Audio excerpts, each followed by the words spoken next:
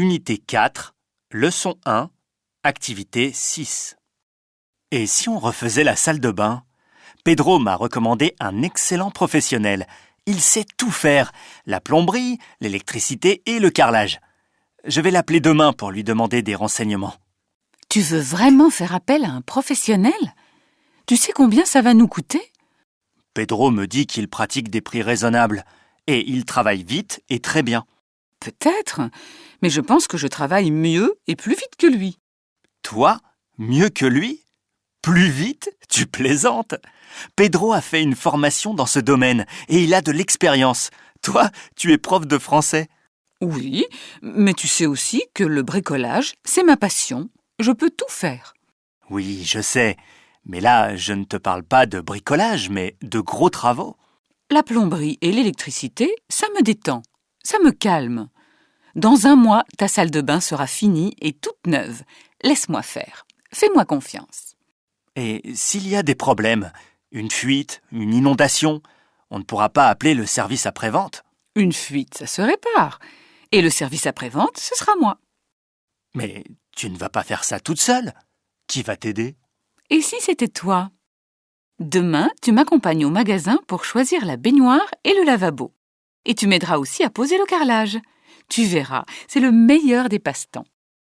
Leçon 1, activité 8. Les origines de l'upcycling, dans la mode notamment, remonteraient au 19 octobre 1989, lors du défilé hors norme de Martin Margiela, créateur belge. Ce dernier a organisé un défilé dans un jardin d'enfants abandonné avec des vêtements entièrement recyclés.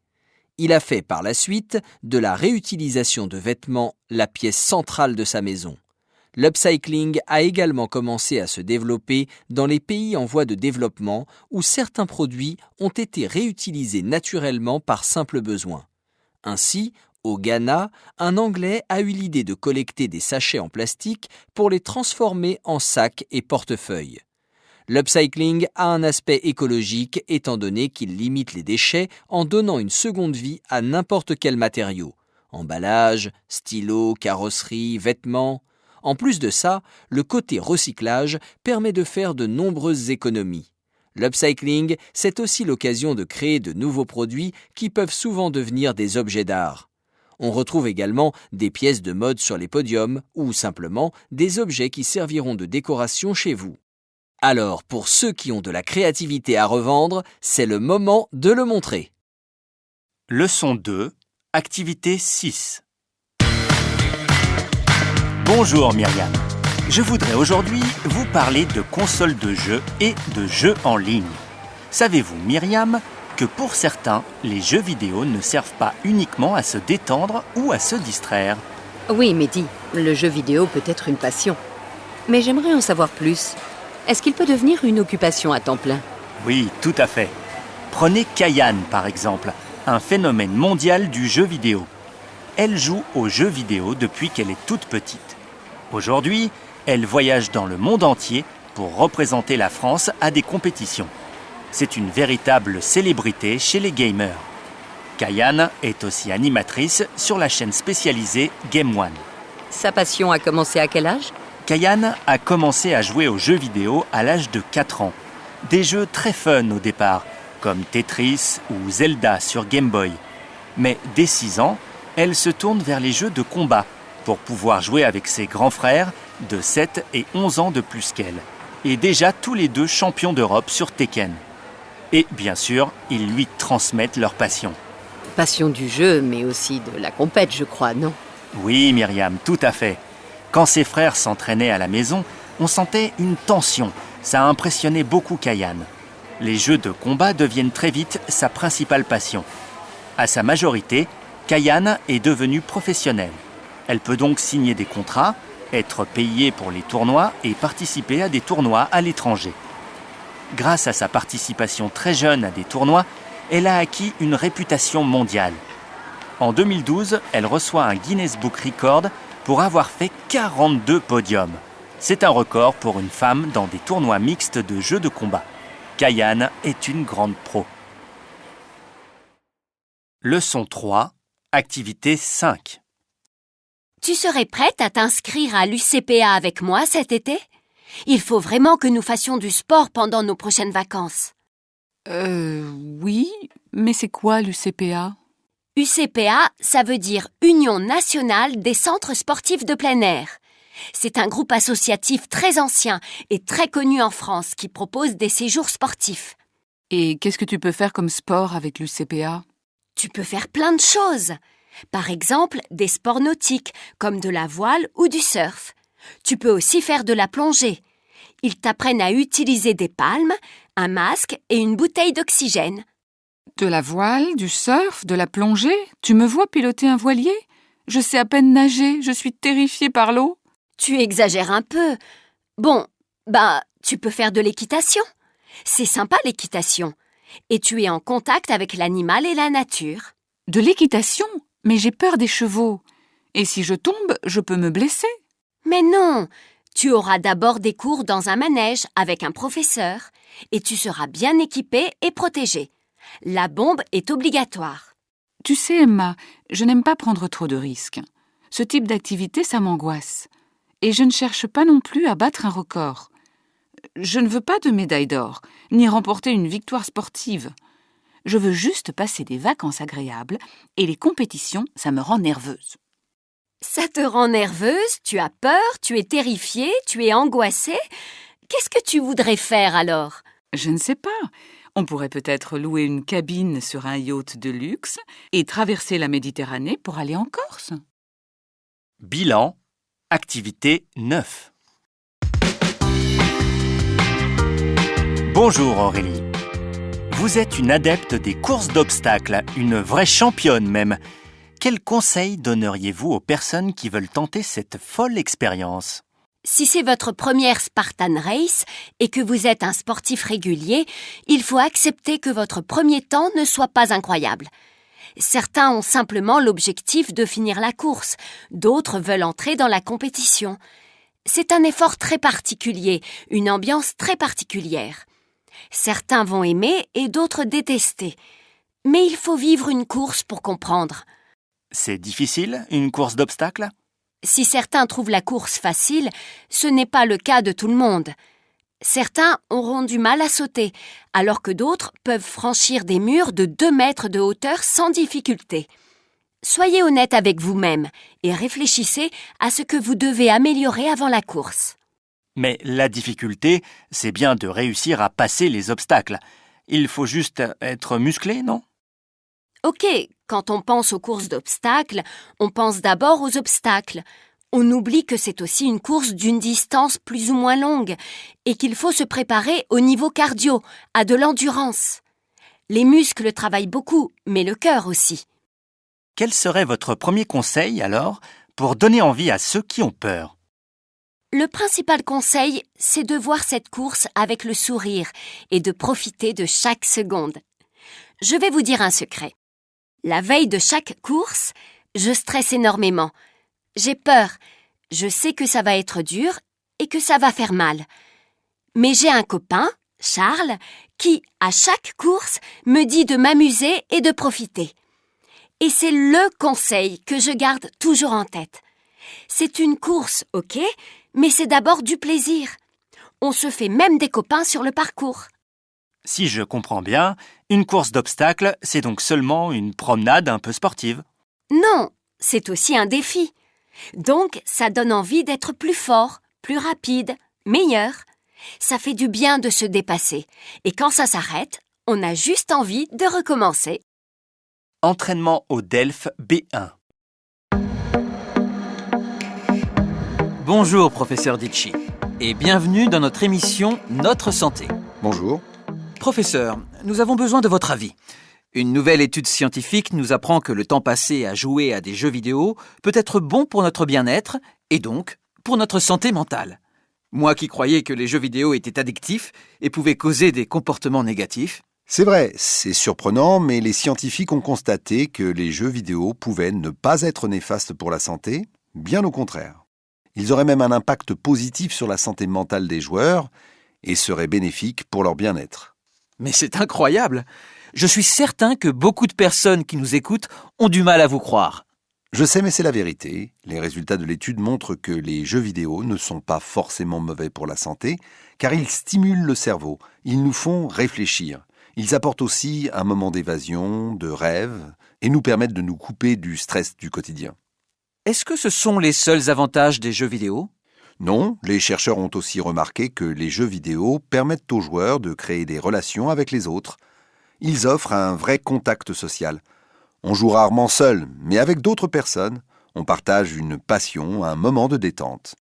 Mais peut-on dire qu'il n'y a que des avantages à pratiquer le jeu vidéo ? Non, bien sûr, il y a aussi des inconvénients. Le jeu vidéo peut aussi être une addiction. Il faut vraiment faire la différence entre les joueurs qui jouent par plaisir et les joueurs qui cherchent surtout à quitter le monde réel. Leçon 1, activité 3. Amélie veut acheter une maison qui date des années 30. Elle fait appel à un architecte pour connaître le montant des travaux de rénovation. Alors, qu'est-ce que vous en pensez ? Je pense qu'il y a beaucoup de travaux, mais surtout des travaux de rénovation. Ce ne seront pas de gros travaux. C'est-à-dire ? Il y a eu une fuite dans la salle de bain à l'étage, donc il faudra faire appel à un plombier. Il y a aussi de la peinture à faire. Il faudrait repeindre toutes les pièces. Nous sommes bricoleurs, nous pourrons refaire la peinture nous-mêmes. Pour le reste, nous devrons faire appel à des professionnels. Il faudra trouver un électricien pour changer les prises électriques et peut-être un jardinier pour tailler les arbres. Le jardinage, je m'en occupe aussi. J'ai la main verte. Leçon 2, activité 5. A. J'aime faire de la gym. B. Je vais participer à une compète de jeux vidéo. C. Il n'est pas devenu pro, mais il joue très bien. D. Tu joues encore sur ton téléphone ? Tu ne voudrais pas utiliser ton ordi ? E. Je partirais bien faire une rando ce week-end. Leçon 2, activité 6. Alors, si on me demandait quelle place, d'après moi, pourrait tenir la méditation dans quelques années, en 2030 par exemple, mon premier réflexe serait de dire que j'aimerais bien qu'on en parle moins, mais qu'on en fasse davantage. Autrement dit, que la méditation soit devenue une sorte d'habitude, une sorte d'hygiène de vie pour la plupart d'entre nous. Ça me semble important pour tout un tas de raisons. D'abord parce que il est vraiment crucial que les humains fassent des progrès psychologiques à la hauteur des progrès technologiques auxquels ils sont confrontés. Leçon 3, activité 4. J'ai 24 ans et je suis monitrice de ski, hiver comme été. Donc je fais du ski depuis mes 2 ans. J'ai appris le ski avec mes parents, puis après je suis rentrée au club des sports. Je fais quelques compétitions régionales. Puis j'ai fait un lycée sportif qui m'a permis d'accéder au diplôme. Puis je suis rentrée à l'ESF. J'ai fini le diplôme à l'UCEP. Ce qui me plaît dans ce métier, c'est de partage avec les gens qui sont de milieux très différents et pourtant quand ils arrivent là, chacun apporte sa petite chose et ouais, c'est bien aussi d'avoir des gens qui se seraient jamais rencontrés et qui finissent là tous ensemble. Nous, ça nous apporte aussi beaucoup de choses. Leçon 4, activité 3. J'ai toujours aimé faire des activités sportives, bouger mon corps, m'entraîner. J'ai testé différents sports. J'ai beaucoup joué au football, j'ai fait de la boxe, mais je trouvais qu'il manquait toujours quelque chose. Il y a quelques années, j'ai découvert la breakdance et c'est vraiment ce qu'il me fallait. C'est une danse très intensive, très sportive. On fait de nombreuses figures acrobatiques. On joue avec toutes les parties de notre corps, tous nos muscles.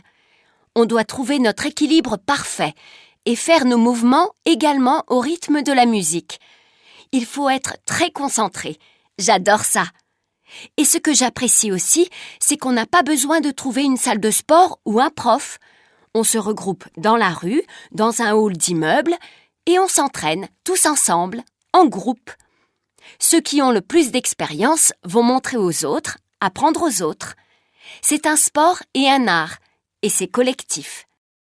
Avec mon groupe, on va participer à une compétition de breakdance. Je ne sais pas si on va gagner, mais l'idée d'aller participer à une compétition nous motive vraiment. On s'entraîne plusieurs heures par jour.